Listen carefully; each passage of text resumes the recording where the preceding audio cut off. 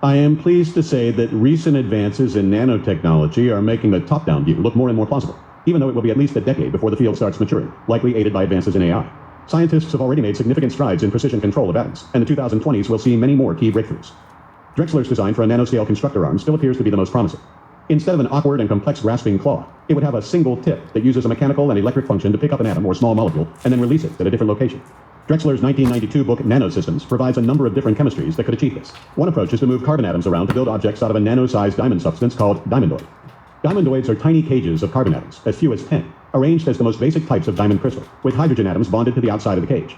These may be able to form the building blocks of extremely light, strong, nano-engineered structures.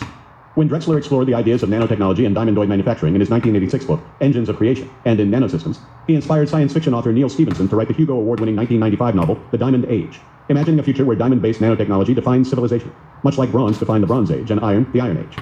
More than a quarter century beyond the novel's release, diamondoid research has made huge advances, and scientists are beginning to see practical applications in laboratory research. Over the next decade, though, AI will allow detailed chemistry simulations that unlock much faster progress. Many proposed nanotech designs use this approach. We know from the chemical vapor deposition process that artificial diamonds can be created this way. Not only is diamondoid extremely strong, but it can have impurities precisely added via doping to alter physical properties like thermal conductivity or to create electronic components like transistors. Research over the past decade has shown promising methods of engineering both electronic and mechanical systems from various arrangements of carbon atoms at the nanoscale. This area of nanotech is now attracting serious attention all over the world, but some of the most intriguing proposals have come from Ralph Merkle and his co-authors. As early as 1997, Merkle devised a metabolism for an assembler that could construct hydrocarbons like diamondoids from a feedstock solution of butadiene. Since The Singularity is Near was published in 2005, there have also been exciting new breakthroughs in graphene, a one-atom-thick hexagonal lattice of carbon nanotubes, essentially rolled tubes of graphene, and carbon nanothreads, nearly one-dimensional strands of carbon surrounded by hydrogen, all of which will see a huge variety of practical applications over the next 2 decades. Many pathways to this type of mechanosynthesis and other nanotechnologies are currently being pursued. Among them are DNA origami and DNA nanorobotics, bio-inspired molecular machines, molecular Lego, single-atom qubits for quantum computing, electron beam-based atom placement, hydrogen depassivation lithography, and scanning tunneling microscope-based manufacturing. There are several stealth projects within these spaces that are making steady progress, and considering that superhuman engineering AI will be available by the end of the 2020s to solve remaining problems, we are on track for nanotechnology concepts using atom-by-atom placement to be implemented sometime in the 2030s. In practice, this will entail information being imparted to dumb raw materials through an exponential process. A central computer would broadcast commands simultaneously to a small core of starting nanobots, placed amid the feedstock of atoms or basic molecules they need. They would be directed to self-replicate, iteratively creating a cascade of copies of themselves, soon reaching into the trillions of assemblers. Then the computer would give these molecular robots commands for how to build the desired structures. In the technology's mature form, a molecular assembler might be a tabletop-sized unit, capable of manufacturing virtually any physical product for which it has the requisite atoms. This will require mastering one of the great challenges of nanoscale manufacturing, generalizability. It is one thing to design an assembler that can make one particular kind of substance, like diamondoid, but it is another to design one capable of mastering very diverse chemistries. Unlocking the latter capabilities will require extremely advanced AI. Thus, we can expect to see relatively chemically homogeneous objects, like gemstones, furniture, or clothing, built by assemblers well before those with widely varied chemical compositions and highly complex microstructures, like a cooked meal, a bionic organ, or a computer more powerful than all unenhanced human brains combined. Once we have advanced nanomanufacturing, the incremental cost of manufacturing any physical object, including molecular assemblers themselves, would be only pennies per pound, essentially just the cost of the atomic precursor materials. Drexler's 2013 estimates for the total cost for a molecular manufacturing process fall around $2 per kilogram, no matter what's being made, whether diamonds or food. And because nano-engineered materials can be much stronger than steel or plastic, most structures could be built from around a tenth the mass. Even when the raw materials used in finished goods are expensive, for example gold, copper, and rare earth metals in electronics, it will often be possible in the future to substitute components built with cheaper, more abundant elements like carbon.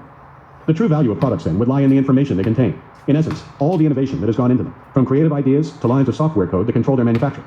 This has already taken place for goods that can be digitized. Think of ebooks. When books were first invented, they had to be copied by hand, so labor was a massive component of their value. With the advent of the printing press, physical materials like paper, binding, and ink took on the dominant share of the price. But with ebooks, the cost of energy and computation to copy, store, and transmit a book are effectively zero. What you're paying for is creative assembly of information into something worth reading, and often some ancillary factors, like marketing. One way to see this difference for yourself is by browsing Amazon for blank journals, and then browsing for hardcover novels with roughly similar bindings. If you look only at the prices, you won't be immediately and consistently able to tell which are which. On the other hand, ebook novels are usually priced at several dollars, while the idea of paying any money at all for a blank ebook is laughable. This is what it means for a product's value to be entirely information. The nanotech revolution will bring this transformative shift into the physical world.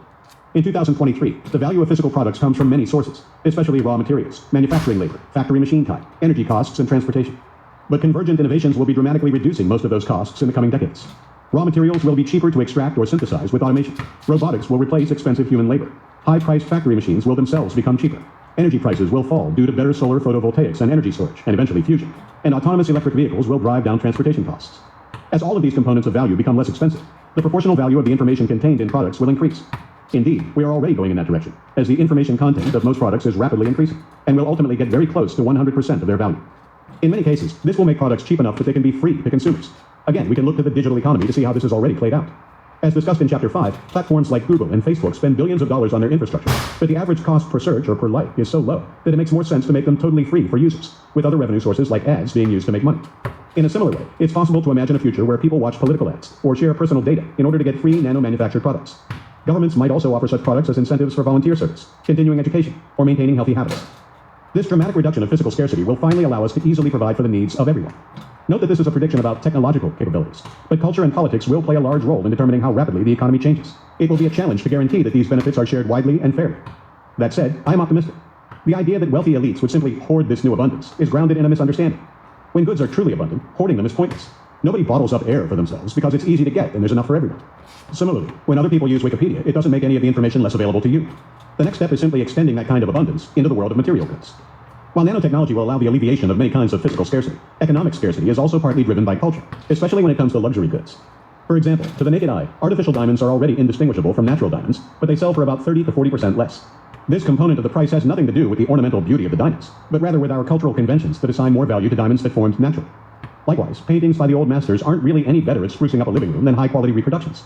But because people value their status as originals, they may sell for roughly 1,000,000 times more. So the nanotech manufacturing revolution won't eliminate all economic scarcity. Historic diamonds and Rembrandts will remain scarce. But over the scale of generations, cultural values do change. Who's to say whether the people who are now children will choose different values when they are adults, or their own children? Applying nanotechnology to health and longevity. As I discussed in my life extension book, Transcend, we are now in the later stages of the first generation of life extension, which involves applying the current class of pharmaceutical and nutritional knowledge to overcoming health challenges.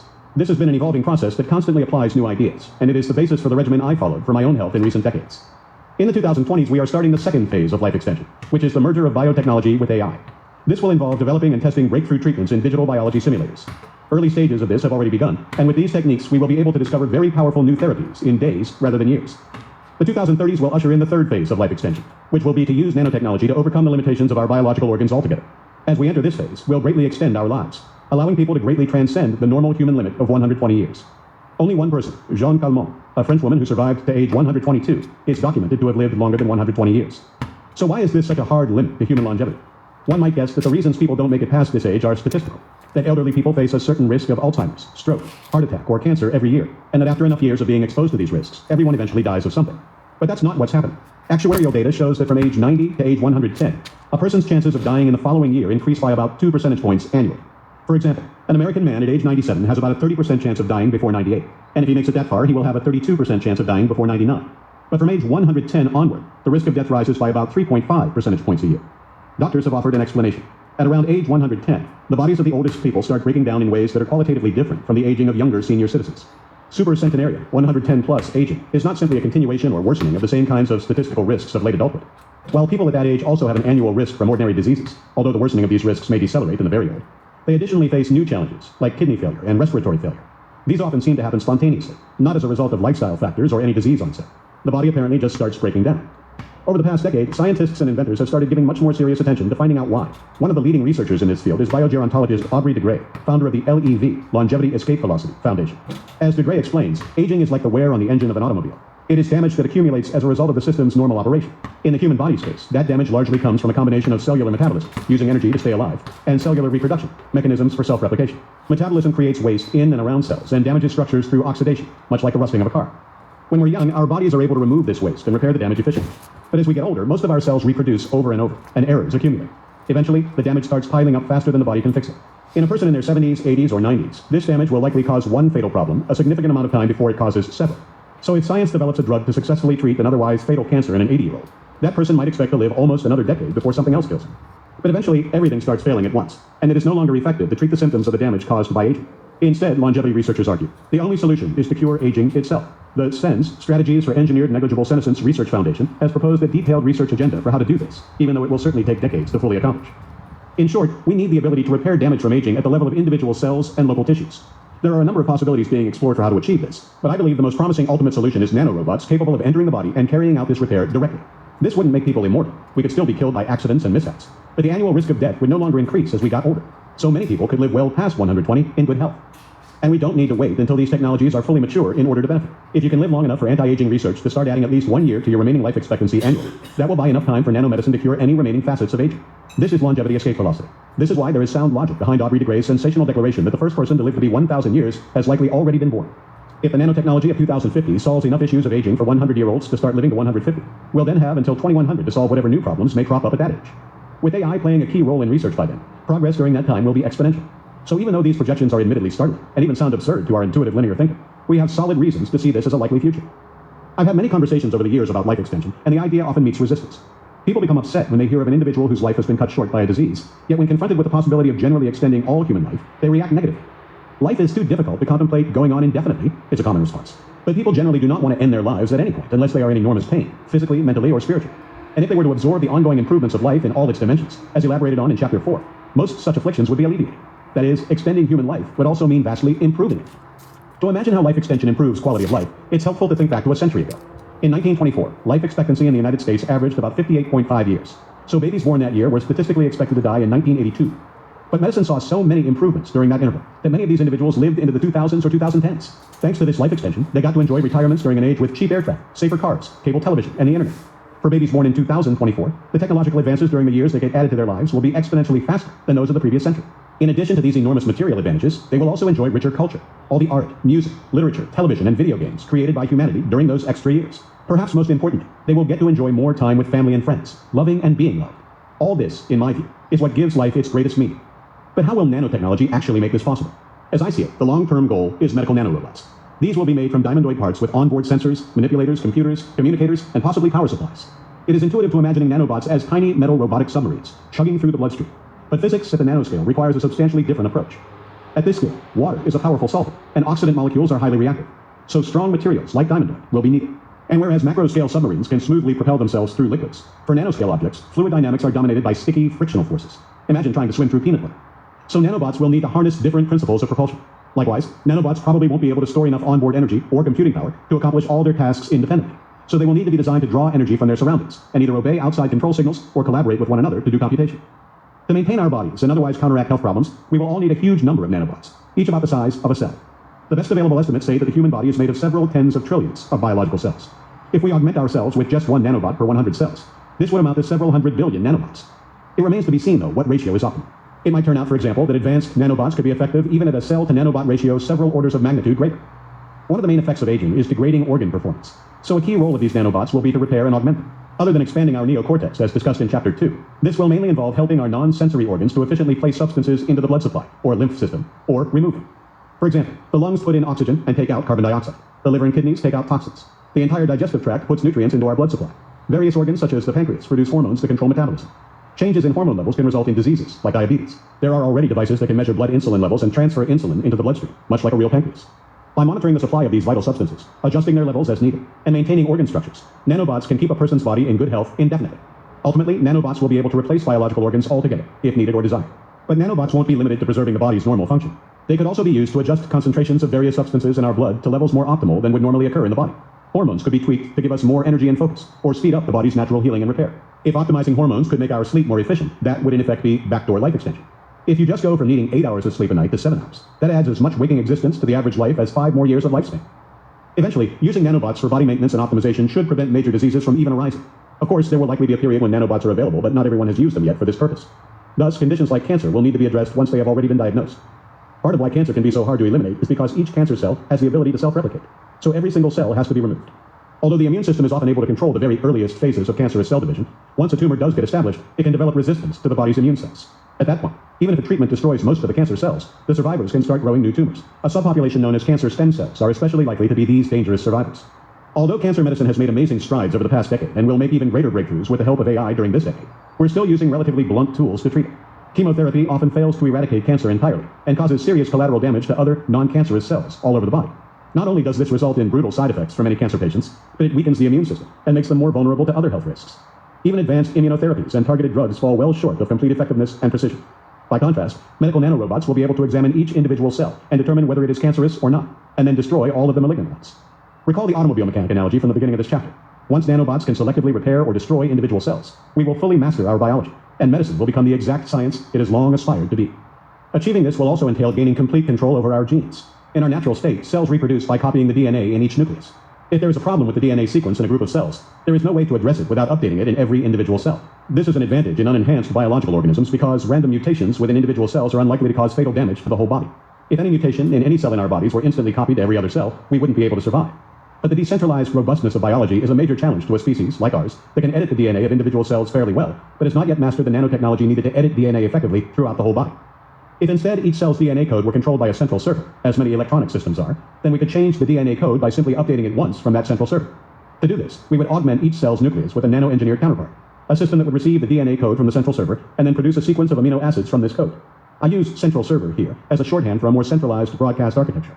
But this probably does not mean every nanobot getting direct instructions from literally one computer. The physical challenges of nanoscale engineering might ultimately dictate that a more localized broadcast system is preferable.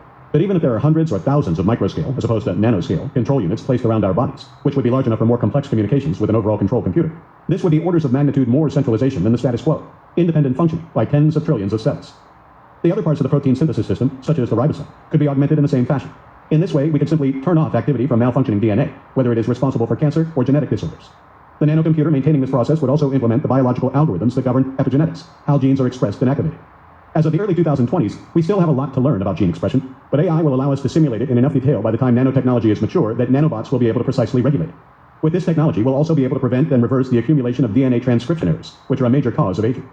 Nanobots will also be useful for neutralizing urgent threats to the body, destroying bacteria and viruses, halting autoimmune reactions, or drilling through clogged arteries. In fact, recent research by Stanford and Michigan State University has already created a nanoparticle that finds the monocytes and macrophages that cause atherosclerotic plaque and eliminates those cells. Smart nanobots will be vastly more effective. At first, such treatments would be initiated by humans, but ultimately they will be carried out autonomously. The nanobots will perform tasks on their own and report their activities via a controlling AI interface to humans monitoring.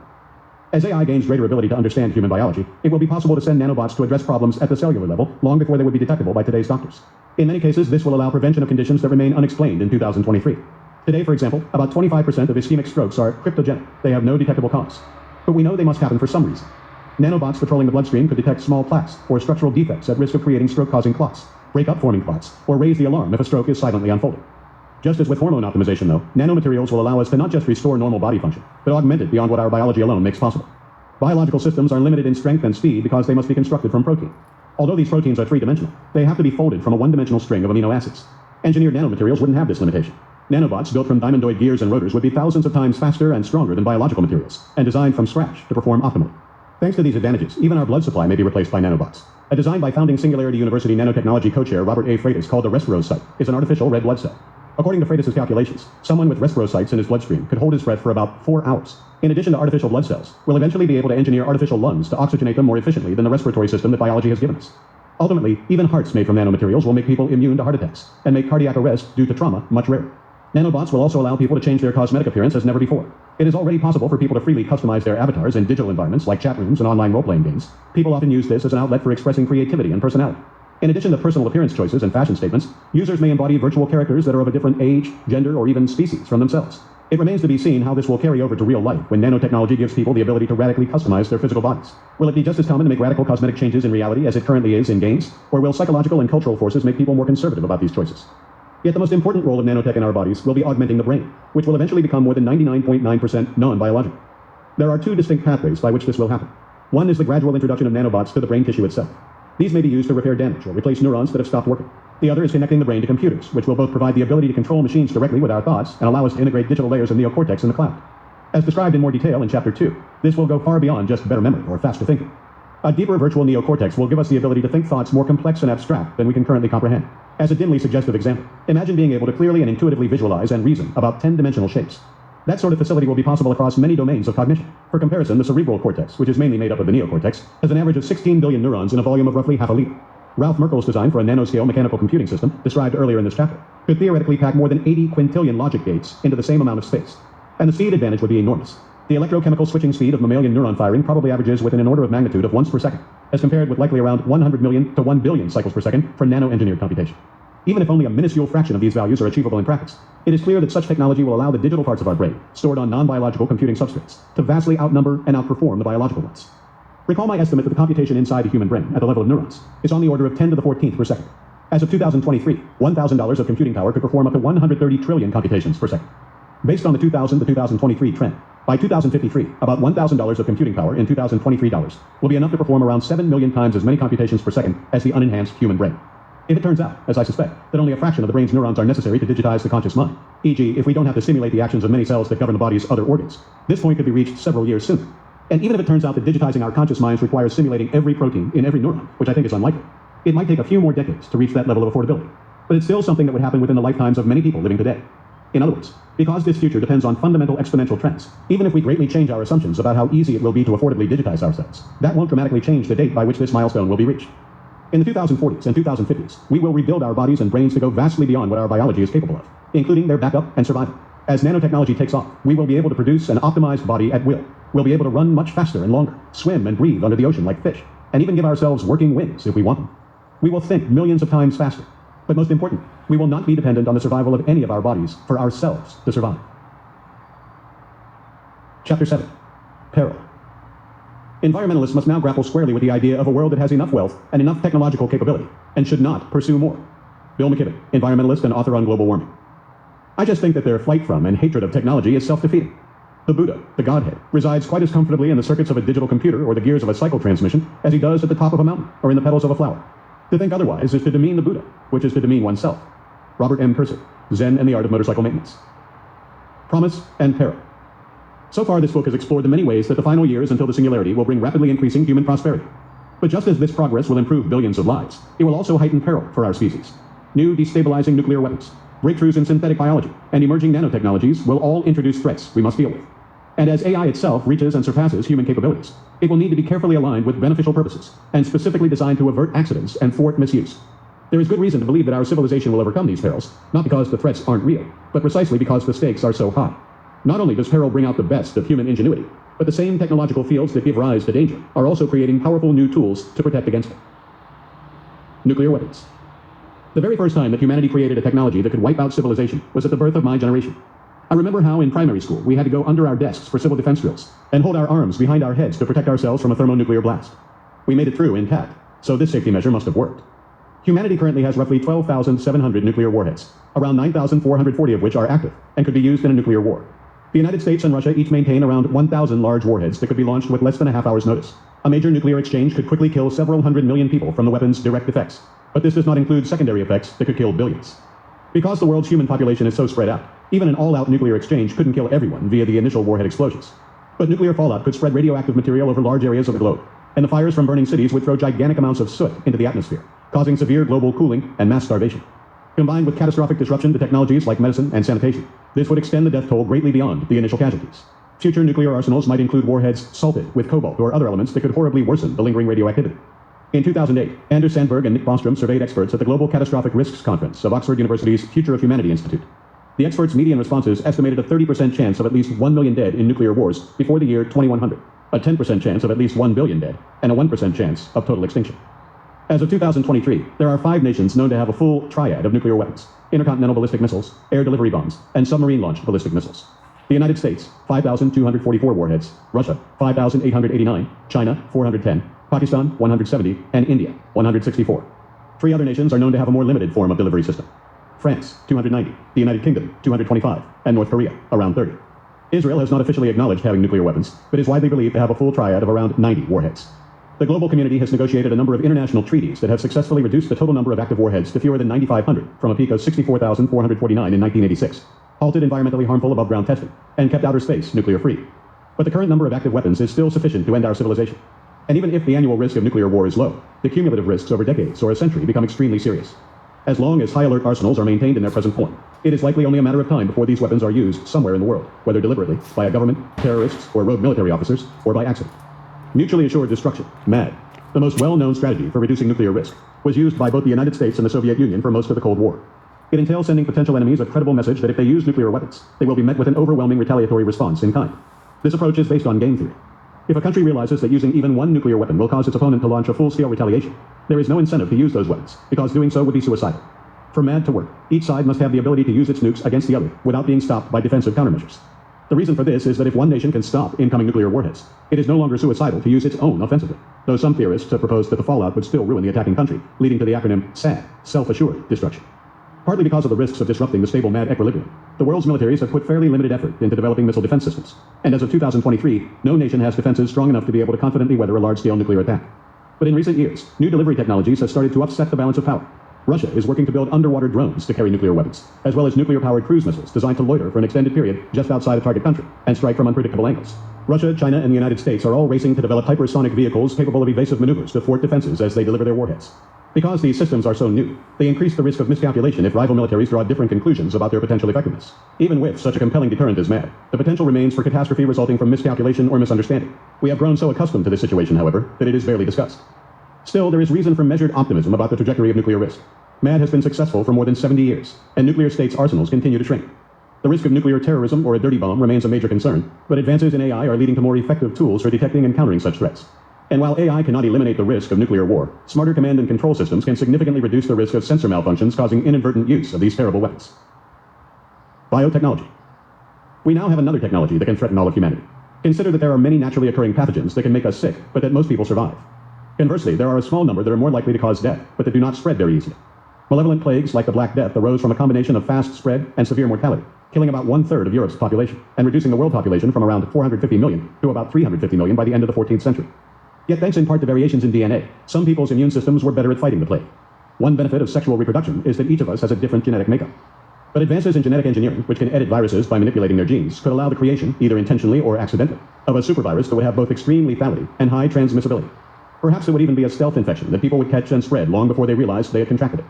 No one would have pre-existing immunity, and the result would be a pandemic capable of ravaging the human population. The 2019 to 2023 coronavirus pandemic offers us a pale glimpse of what such a catastrophe could be like.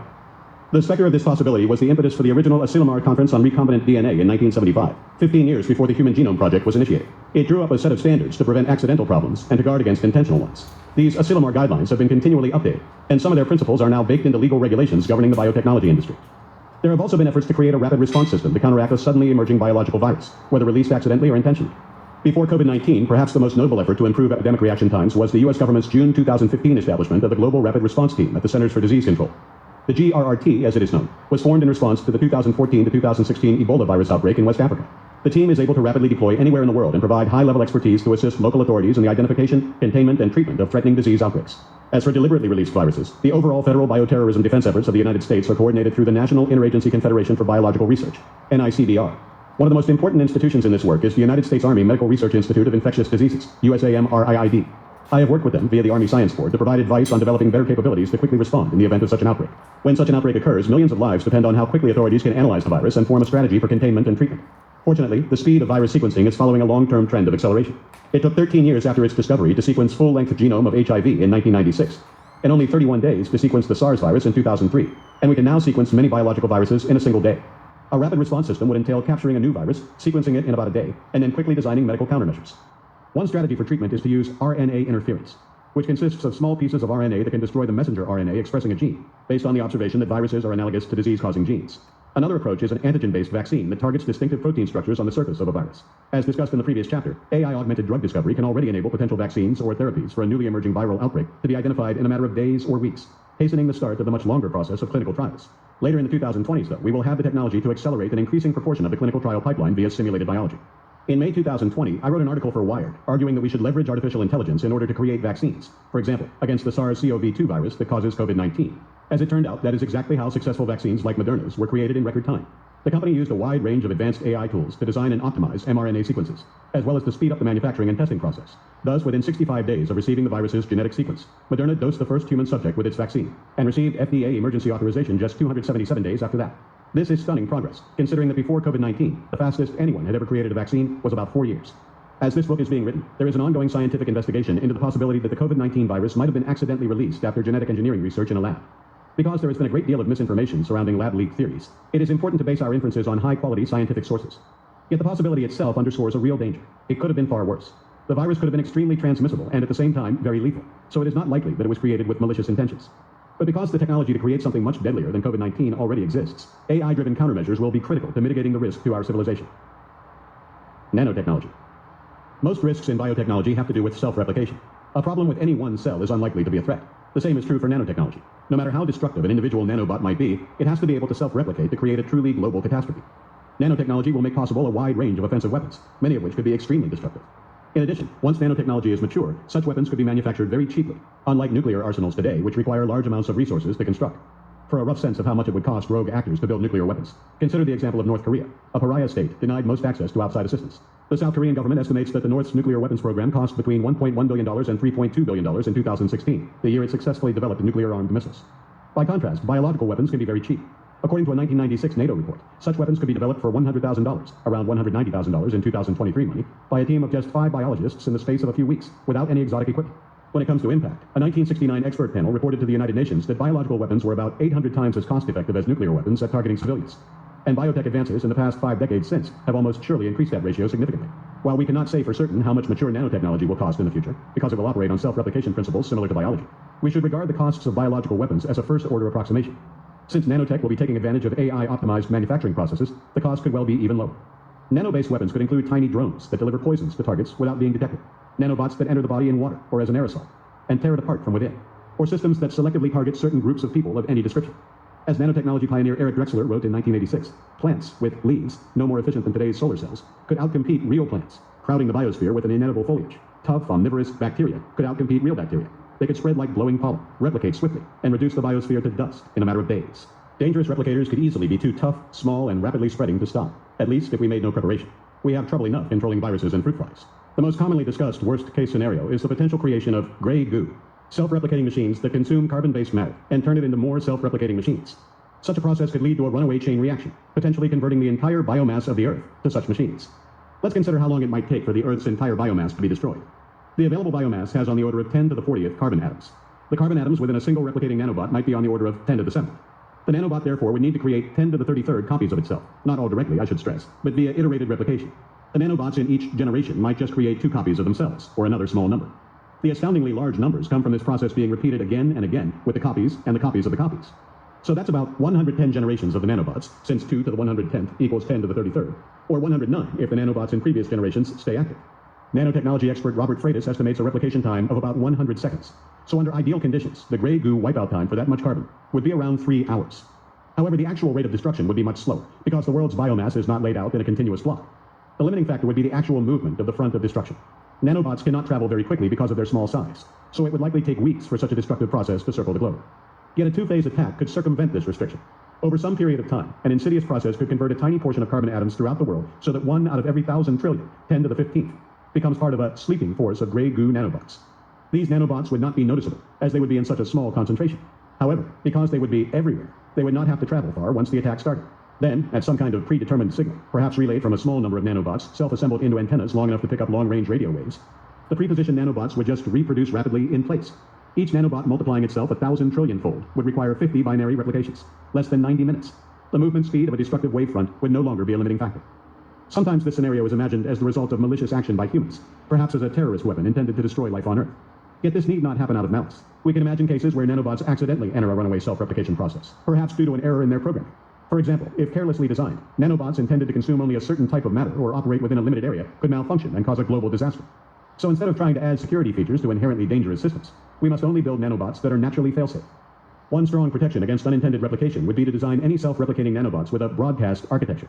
This means that instead of carrying their own programming, they would rely on a signal, perhaps carried by radio waves, to give them all their instructions. This way, the signal could be turned off or modified in an emergency, stopping the self-replication chain reaction. Yet even if responsible people design safe nanobots, bad actors could still design dangerous ones. Therefore, we will need a nanotechnology immune system already in place before these scenarios can even become a possibility. This immune system would have to be capable of contending not just with scenarios that cause obvious destruction, but with any potentially dangerous stealthy replication, even at very low concentrations. It is encouraging that the field is already taking safety seriously. Nanotechnology safety guidelines have been in existence for about 2 decades, having emerged from the 1999 Workshop on Molecular Nanotechnology Research Policy Guidelines, which I attended, and have been revised and updated since. It appears that the main immune system defense against gray goo would be blue goo, nanobots that would neutralize their gray counterparts. According to Freitas' calculations, if dispersed optimally around the world, 88,000 metric tons of blue goo type defensive nanobots could be sufficient to sweep the entire atmosphere in about 24 hours. For perspective, this is less than the weight of the water displaced by a large aircraft carrier, huge, but very small in comparison with the mass of the entire planet. Still, these figures assume ideal efficiency and deployment conditions, which would likely not be achieved in practice.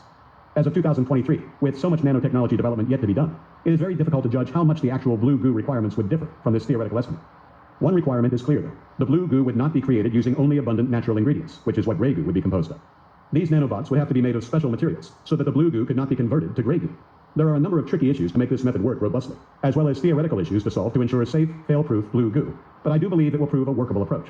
Ultimately, there is no fundamental reason why harmful nanobots would have an asymmetric advantage over well-designed defensive systems. The key is to ensure that good nanobots are deployed around the world before bad ones, so that self-replication chain reactions can be detected and neutralized before they have a chance to get out of control.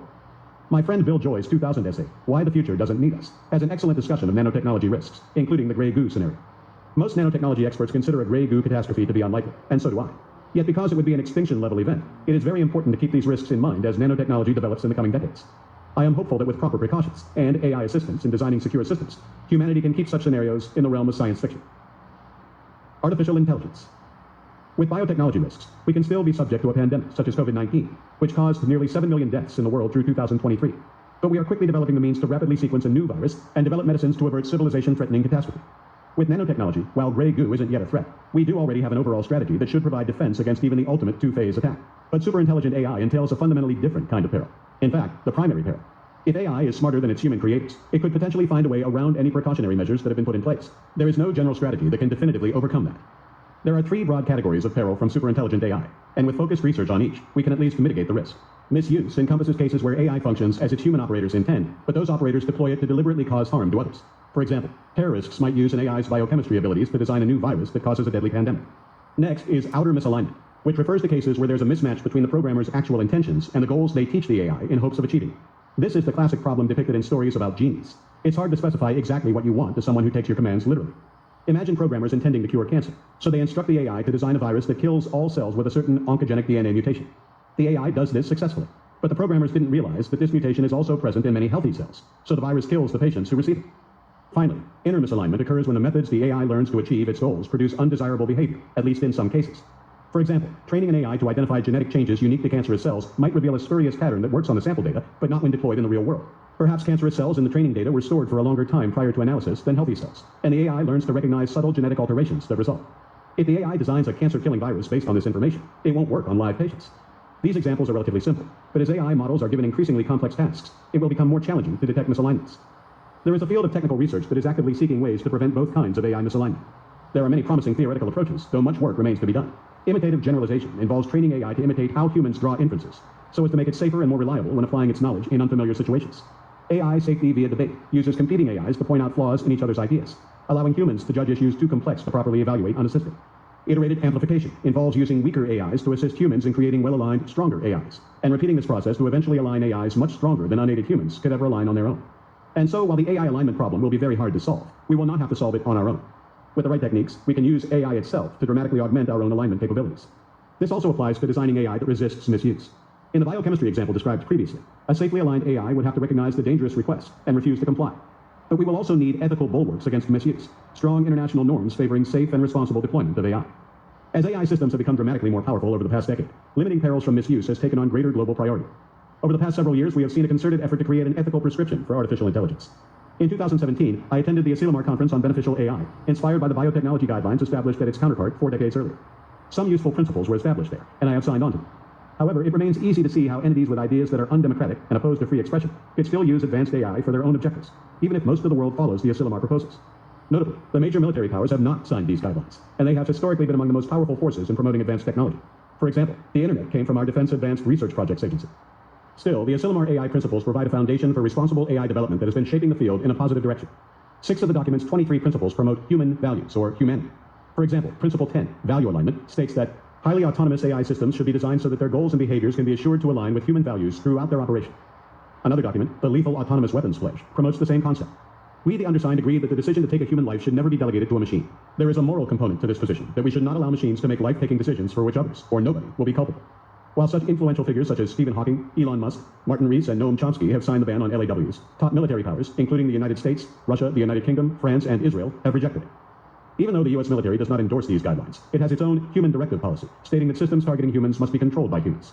A 2012 Pentagon directive established that autonomous and semi-autonomous weapon systems shall be designed to allow commanders and operators to exercise appropriate levels of human judgment over the use of force.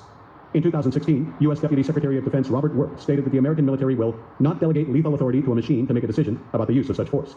Still, he left open the possibility that at some point in the future, this policy could be reversed if it were necessary to compete with a rival nation that is more willing to delegate authority to machines than we are. I was involved in discussions that shaped this policy, just as I was on the policy board to guide implementations toward combating the use of biological hazards. In early 2023, following an international conference that included dialogue with China, the United States released a political declaration on responsible military use of artificial intelligence and autonomy, urging states to adopt sensible policies that include ensuring ultimate human control over nuclear weapons. Yet the notion of human control itself is hazier than it might seem. If humans authorized a future AI system to stop an incoming nuclear attack, how much discretion should it have over how to do so? Note that an AI general enough to successfully thwart such an attack could also be used for offensive purposes. And so we need to recognize the fact that AI technologies are inherently dual use. This is true even of systems already deployed. The very same drone that delivers medication to a hospital that is inaccessible by road during a rainy season could later carry an explosive to that hospital. Keep in mind that military operations have for more than a decade been using drones so precise that they can send a missile through a particular window that is literally on the other side of the Earth from its operators. We also have to think through whether we would really want our side to observe an LAW ban if hostile military forces are not doing so. What if an enemy nation sent an AI-controlled contingent of advanced war machines to threaten your security? Wouldn't you want your side to have an even more intelligent capability to defeat them and keep you safe? This is the primary reason why the campaign to stop killer robots has failed to gain major traction. As of 2023, all major military powers have declined to endorse the campaign, with the notable exception of China, which did so in 2018, but later clarified that it supported a ban only on use, not development. Although even this is likely more for strategic and political reasons than moral ones, as autonomous weapons used by the United States and its allies could disadvantage Beijing militarily. My own view is that if we were attacked by such weapons, we would want to have a counterweapon, which would necessarily involve violating this prohibition. Further, what will human even ultimately mean in the context of human control when we introduce a non-biological addition to our own decision-making, starting in the 2030s using brain-computer interfaces? That non-biological component will only grow exponentially, while our biological intelligence will stay the same. So as we get to the late 2030s, our thinking itself will be largely non-biological. So where will the human decision-making be when our own thought largely uses non-biological systems? Some of the other Asilomar principles also leave open questions. For example, Principle 7, failure transparency. If an AI system causes harm, it should be possible to ascertain why. And Principle 8, judicial transparency. Any involvement by an autonomous system in judicial decision-making should provide a satisfactory explanation, auditable by a competent human authority. These efforts to render AI decisions more comprehensible are valuable. But the basic problem is that regardless of any explanation they provide, we simply won't have the capacity to fully understand most of the decisions made by superintelligent AI. If a Go-playing program that is far beyond the best human were to explain its strategic decisions, not even the best player in the world, without the assistance of a cybernetic enhancement, would entirely grasp them. One promising line of research aimed at reducing risks from opaque AI systems is eliciting latent knowledge. This project is trying to develop techniques that can ensure that if we ask an AI a question, it gives us all the relevant information it knows, instead of just telling us what it thinks we want to hear, which will be a growing risk as machine learning systems become more powerful. The principles also laudably promote non-competitive dynamics around AI development, notably Principle 18, AI arms race. An arms race in lethal autonomous weapons should be avoided. And Principle 23, common good. Superintelligence should only be developed in the service of widely shared ethical ideals and for the benefit of all humanity rather than one state or organization. Yet because superintelligent AI could be a decisive advantage in warfare and bring tremendous economic benefits, military powers will have strong incentives to engage in an arms race for it. Not only does this worsen risks of misuse, but it also increases the chances that safety precautions around AI alignment could be neglected. Recall the value alignment issue addressed in Principle 10. The next principle, human value, fleshes out which values are intended. AI systems should be designed and operated so as to be compatible with ideals of human dignity, rights, freedoms, and cultural diversity. Yet having this goal does not guarantee achieving it, and this gets to the whole point of the peril from AI. An AI that had a harmful objective would not have difficulty explaining why it makes sense for some wider purpose, even justifying it in terms of values people widely share. It is very difficult to usefully restrict development of any fundamental AI capability, especially since the basic idea behind general intelligence is so broad. There are encouraging signs as this book goes to press that major governments are taking the challenge seriously, like the Bletchley Declaration following the 2023 AI Safety Summit in the UK, but much will depend on how such initiatives are actually implemented. One optimistic argument, which is based on the principle of the free market, is that each step towards superintelligence is subject to market acceptance. In other words, artificial general intelligence will be created by humans to solve real human problems, and there are strong incentives to optimize it for beneficial purposes. Since AI is emerging from a deeply integrated economic infrastructure, it will reflect our values because, in an important sense, it will be us. We are already a human-machine civilization. Ultimately, the most important approach we can take to keep AI safe is to protect and improve on our human governance and social institutions. The best way to avoid destructive conflict in the future is to continue the advance of our ethical ideals, which have already profoundly reduced violence in recent centuries and decades. I do think we also need to take seriously the misguided and increasingly strident moral voices that advocate broad relinquishment of technological thought to avoid the genuine dangers of genetics, nanotechnology, and robotics, GMO. Delays in overcoming human suffering are still of great consequence. For example, the worsening of famine in Africa resulting from opposition to any food aid that might contain GMOs, genetically modified organisms. With technology now beginning to modify our bodies and brains, another type of opposition has emerged from the form of fundamentalist opposition to any change in the nature of what it means to be human. This would include modifying our genes and our protein folding and taking other steps toward radical life extension. This opposition will ultimately fail, however, because the demand for therapies that can overcome the pain, disease, and short lifespans inherent in our version 1.0 bodies will ultimately prove irresistible. When people are presented with the prospect of radical life extension, two objections are quickly raised. The first is the probability of running out of material resources to support an expanding biological population.